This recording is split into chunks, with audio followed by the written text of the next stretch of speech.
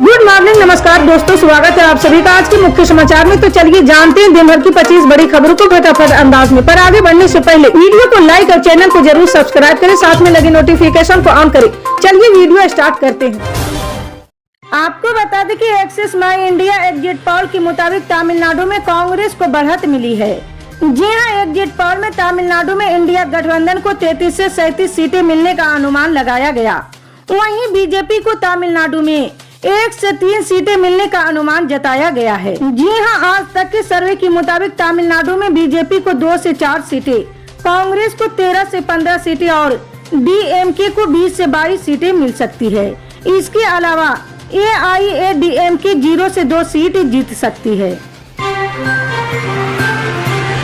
लोकसभा चुनाव के 7वें चरण में पश्चिम बंगाल के दक्षिण 24 परगना की कुलतली में अचानक भीड़ घुसा गई। गुस्साई भीड़ मतदान केंद्र में घुस गया और एक ईवीएम को उठाकर पास के तालाब में फेंक दिया, जिससे मतदान प्रक्रिया रुक गई। ये तब हुआ जब कुछ मतदान लोगों को पोलिंग बूथ में जाने से रोक दिया गया था। जी हां, इस बहिष्कार को देख स्थानीय लोगों में गुस्सा भड़क गया और वे जबरन मतदान केंद्रों में घुस गए। उन्होंने voter verified paper audit trail से लैस ईवीएम को जबरन ले जाकर तालाब में फेंक दिया। इसका वीडियो सोशल मीडिया पर जमकर वायरल हो रहा है। 7वें चरण का मतदान पूरा होने के साथ ही लोकसभा चुनाव की वोटिंग खत्म हो गई। अब इंतजार है 4 जून को आने वाले नतीजों का। लेकिन इससे पहले जनता का मिजाज जानने के लिए एग्जिट पोल के रुझान भी आने लगे हैं। लेकिन उससे पहले अपने अपने दावे शुरू हो गए हैं। जी हां, दिल्ली में इंडिया गठबंधन के नेताओं की बैठक के बाद दिल्ली के मुख्यमंत्री अरविंद केजरीवाल ने कहा कि इंडिया गठबंधन को 295 प्लस सीटें मिल रही और बीजेपी लगभग 220 सीटें जीतेगा और एनडीए गठबंधन 235 सीटें जीतेगा। इंडिया गठबंधन अपने दम पर एक मजबूत और स्थिर सरकार बनाएगा। साथ ही उन्होंने पीएम फेस पर कहा है कि वो 4 जून को तय किया जाएगा। जी हां, वहीं समाजवादी पार्टी प्रमुख अखिलेश यादव ने इंडिया की बैठक से बाहर निकलते हुए कहा है कि 4 जून को मंगलवार है और मंगल होने जा रहा है। उन्होंने कहा कि उत्तर प्रदेश में सबसे ज्यादा सीटें समाजवादी पार्टी और इंडिया गठबंधन की होगी। इससे पहले अखिलेश यादव ने कहा, इंडिया गठबंधन की सरकार बनने जा रही। जो समुद्र की ओर चेहरा करके बैठे हैं, उसकी सच्चाई यह है कि उन्होंने जनता की ओर पीठ कर ली है। इस बार जनता भी उनके खिलाफ खड़ी हो गई। उन्होंने कहा कि 400 पार क्या मतलब है, ये 140 से आगे नहीं जाएंगे। चक्रवात रेमल की वजह से मणिपुर, असम और मिजोरम जैसे राज्यों में तबाही जैसे मंजर है। जी हां, राज्य की इंफाल घाटी में भारी बारिश के कारण आई बाढ़ से हजारों लोग प्रभावित हुए हैं। इंफाल नदी की उफान पर होने से कई इलाकों में पानी भर गया। वहीं मिजोरम के कोलासिब जिले के तलावंग नदी से एक 34 साल की महिला का शव मिला है। इससे भूस्खलन में मरने वालों की संख्या बढ़कर 29 हो गई। जी हां, इसके अलावा असम में बाढ़ से हालात गंभीर बने हुए हैं। यहाँ के 11 जिलों में 3.5 लाख से अधिक लोग प्रभावित हुए हैं। कांग्रेस के वरिष्ठ नेता और सीनियर एडवोकेट कपिल सिब्बल ने पोस्टल बैलेट की गिनती को लेकर नियमों में किए गए बदलाव पर सवाल उठाए हैं। उन्होंने कहा कि इससे वोटों की गिनती में हेरफेर करना आसान हो जाएगा। कपिल सिब्बल ने कहा कि राजनीतिक दलों के एजेंट को मतगणना केंद्र पर फॉर्म 17C को देखना चाहिए कि कितने वोट कास्ट हुए हैं। इसके अलावा मतगणना से जुड़े फॉर्म पर हर चीज का ध्यान देना चाहिए। जी हां, बता दें कि पोस्टल बैलेट की गिनती से जुड़े नियमों में कुछ बदलाव किए गए हैं। चुनाव आयोग ने इसको लेकर विस्तृत गाइडलाइन जारी किया है। भीषण गर्मी के चलते कई राज्यों में स्कूलों की गर्मी की छुट्टियों को आगे बढ़ाने का फैसला लिया गया है।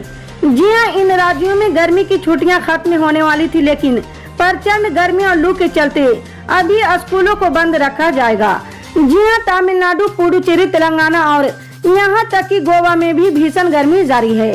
इसलिए शैक्षणिक अधिकारियों ने छात्रों की सुरक्षा को प्राथमिकता देने के लिए ये कदम उठाया है। जी हां, पूरे देश में भीषण गर्मी की लहर के कारण तमिलनाडु में अधिकारियों ने स्कूलों के लिए गर्मी की छुट्टियों को आगे बढ़ाने का फैसला लिया है। स्कूल शिक्षा विभाग ने स्कूलों को फिर से खोलने की तिथि 6 जून से बदलकर 10 जून करने की घोषणा की है। दिल्ली के मुख्यमंत्री अरविंद केजरीवाल को कोर्ट से राहत नहीं मिली है। जी हां, कोर्ट ने उनकी अंतरिम बेल याचिका पर फैसला नहीं सुनाया है। याचिका पर फैसला 5 जून को सुनाया जाएगा। इसके मद्देनजर केजरीवाल को आज 2 जून को ही तिहाड़ जेल जाकर सरेंडर करना होगा। दरअसल कोर्ट ने अरविंद केजरीवाल को 10 मई को चुनाव प्रचार के लिए 21 दिनों की अंतरिम जमानत पर रिहा किया था। उनकी जमानत आज 2 जून को खत्म हो रही और उन्हें आज रविवार को सरेंडर करना है। हालांकि इससे पहले केजरीवाल ने अपनी खराब सेहत और मेडिकल टेस्ट का हवाला देते हुए 7 दिन और अंतरिम जमानत बढ़ाने की गुहार लगाई है। शनिवार को इस याचिका पर कोर्ट में सुनवाई हुई। ईडी ने केजरीवाल की अंतरिम जमानत बढ़ाने का विरोध किया है। बिहार के मुख्यमंत्री नीतीश कुमार ने एक तरफ जहां भीषण गर्मी को देखते हुए बिहार के स्कूलों को बंद करने का आदेश दिया था, वहीं शिक्षा विभाग के अपर मुख्य सचिव के पाठक ने शिक्षकों को अनिवार्य रूप से स्कूल पहुंचने का निर्देश दिया है। अब ऐसे में के पाठक के इस आदेश को लेकर विरोध शुरू हो गया। जी हां, के पाठक के आदेश से नाराज पूर्वी चंपारण के गोविंदगंज के बीजेपी विधायक सुनील मनी तिवारी ने शिक्षकों और शिक्षा विभाग के अधिकारियों को लेकर अजीबोगरीब बयान दिया है। जी हां, बीजेपी विधायक सुनील मनी तिवारी ने के पाठक का विरोध करते हुए कहा है कि के पाठक को कुछ समझ नहीं आता। इस गर्मी में शिक्षकों को भी गर्मी लगती है, इसलिए शिक्षकों को भी स्कूल आने पर रोक लगनी चाहिए। साथ ही उन्होंने कहा कि सभी शिक्षक एकजुट होकर जो भी अधिकारी स्कूल में जांच के लिए आते उनको बंधक बनाकर हमको सूचना करे, हम इस मामले को देखेंगे।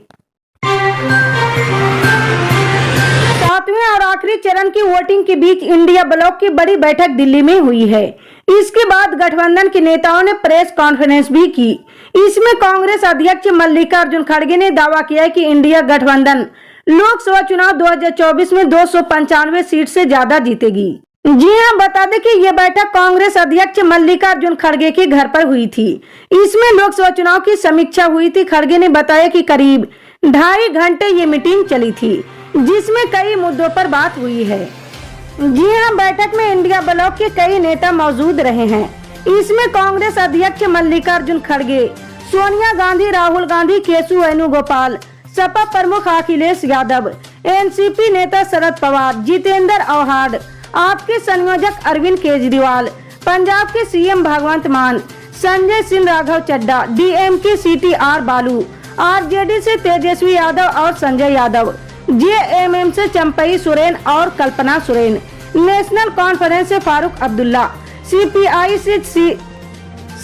से डी राजा, सीपीआई से सीताराम येचुरी, शिवसेना से अनिल देसाई, सीपीआई से दीपांकर भट्टाचार्य, सीपीआई और बिहार की वीआईपी पार्टी से मुकेश सहनी शामिल थे। इसी तरह की पल पल के अपडेट जानने के लिए जुड़े रहे हमारे MSP न्यूज के साथ। मिलते हैं अगली बड़ी खबर में, तब तक के लिए जय हिंद।